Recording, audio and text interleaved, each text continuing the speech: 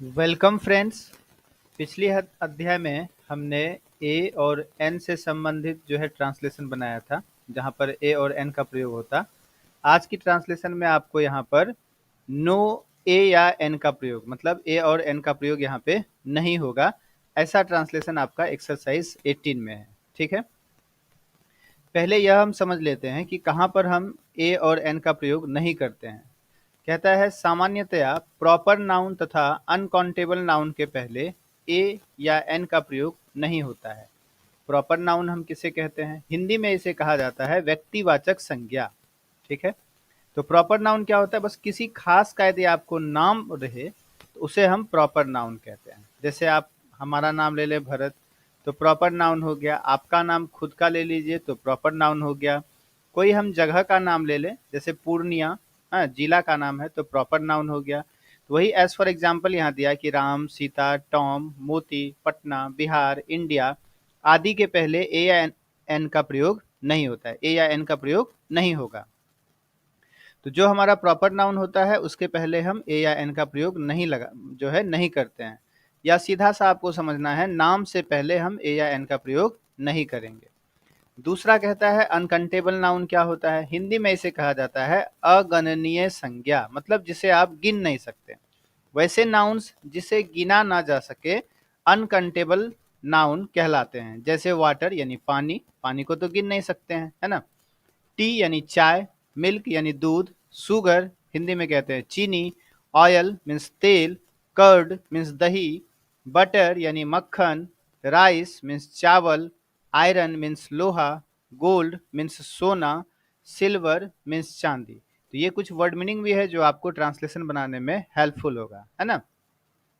आदि के पहले भी ए या एन का प्रयोग नहीं होगा, मतलब ऐसे संज्ञा या ऐसी संज्ञाएं जिसे आप क्या गिन नहीं सकते हैं, जिसको हम काउंट नहीं कर सकते हैं, उसके पहले भी हम ए या एन का प्रयोग नहीं करेंगे। जैसे कुछ एग्जाम्पल यहाँ दिया, यह मोहन है, तो यहाँ पे मोहन हमारा नाम है, प्रॉपर नाउन है, तो देखिए दिस इज मोहन हो जाएगा, है ना। यहाँ पर ए या एन का प्रयोग नहीं होगा। यह पटना है, तो पटना भी हमारा नाम है, प्रॉपर नाउन है, तो दिस इज पटना हो गया। ठीक है, और आपको एक चीज ट्रांसलेशन बनाने में ध्यान देना है, यदि नाम रहे तो नाम का जो पहला अक्षर यहाँ पर होता है वो कैपिटल लिखा जाता है। ठीक है, यह चाय है, चाय को भी हम गिन नहीं सकते जो पीते हैं, दिस इज टी। वह दूध है, दैट इज मिल्क। वह चावल है, दैट इज राइस। वह सोना है, दैट इज गोल्ड। वह मक्खन है, दैट इज बटर। वह चांदी है, दैट इज सिल्वर। तो इन सब संज्ञा के पहले आपने देखा कि ए या एन का प्रयोग नहीं हो रहा है ना, जिसे हम गिन नहीं सकते हैं, या जो हमारा प्रॉपर नाउन है यानी नाम है उसके पहले हम ए या एन का प्रयोग नहीं करते हैं। इसी आधार पर हम एक्सरसाइज 18 का जो है अभी अभ्यास करने वाले हैं। ठीक है, तो हम यहाँ पर आपको ट्रांसलेशन बनाकर बताते हैं। आपको क्या करना है, एक साइड आप ढक दीजिए और कॉपी में आप खुद से भी बनाइएगा, है ना। तो फिर हमारे से मैच कर लीजिए कि आपका हमसे मैच होता है या नहीं। जैसे पहला ट्रांसलेशन है, यह पानी है, तो यह का इंग्लिश हमें लिखना है पहले, दिस इज, है ना।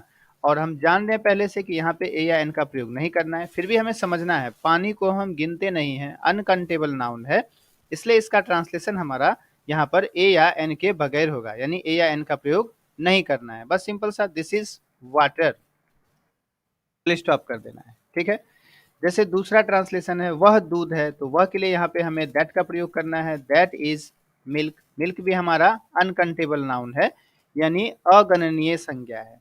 ठीक है, यह चाय है, तो यह का इंग्लिश हो गया दिस इज, और टी, चाय के लिए क्या हो गया, टी। ठीक है, फिर है आपका वह चीनी है, क्या है नीचे, वह चीनी है। ठीक है, तो वह का क्या हो जाएगा हमारा, वह का दैट इज, चीनी का होता है सुगर।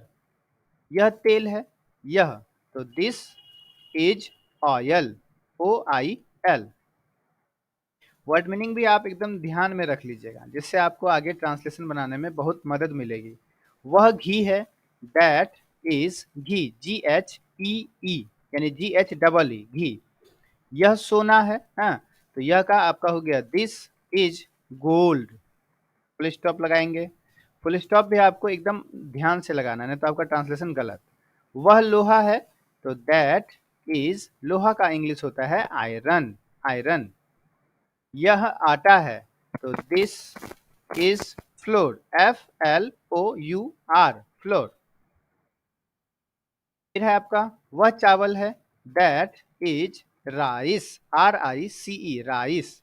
यह दही है, तो क्या हो जाएगा, this is curd, CURD, curd. वह मक्खन है, तो that is butter, BUTTER, butter, या BUTTER, बटर। फिर है यह नमक है, तो this is salt, SALT, salt.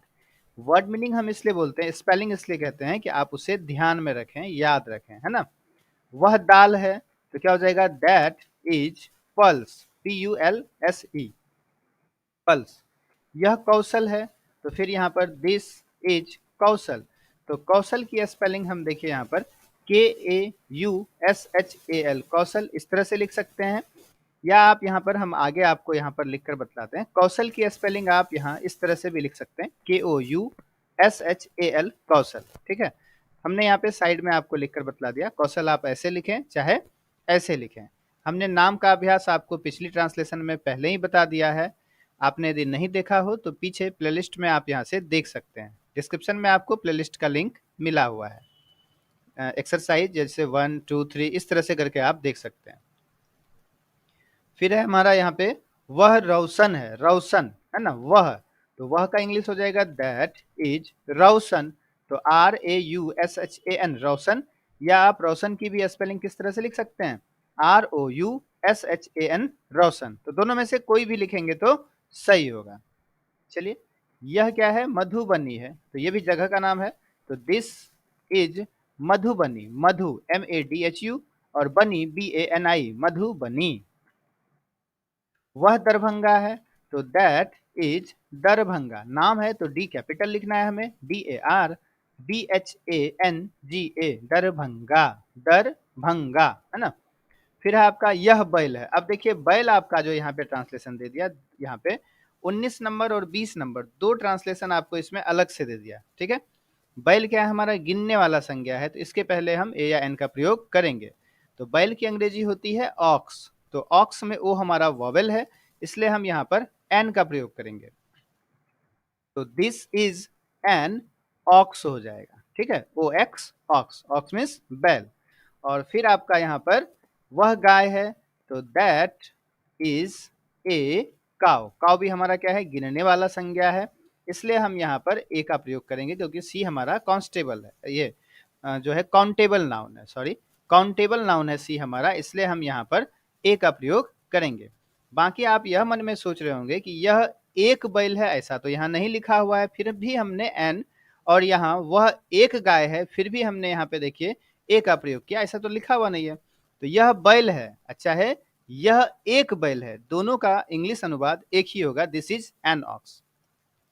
उसी प्रकार से यहाँ पर वह गाय है या वह एक गाय है, दोनों का इंग्लिश ट्रांसलेशन हमारा दैट इज ए काउ ही होगा। ठीक है, तो चलिए फिर मिलते हैं इसी तरह नेक्स्ट लेसन में, तब तक के लिए थैंक यू, बाय बाय।